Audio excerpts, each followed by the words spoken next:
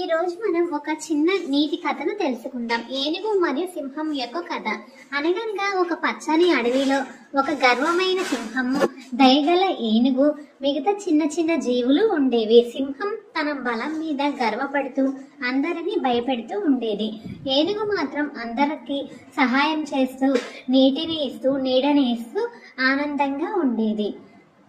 ఒకరోజు భారీ వర్షాల వల్ల అడవి అంతా వరద నీటిలో మునిగింది. చిన్న జంతువులు అన్నీ ఇబ్బంది పడ్డాయి.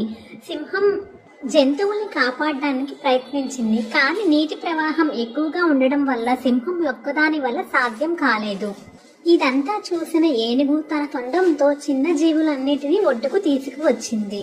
అప్పటి నుంచి సింహం తన గర్వాన్ని వదిలి ఏనుగుతోనూ మిగతా జీవులు అన్నిటితోనూ స్నేహంగా ఉండటం మొదలుపెట్టింది.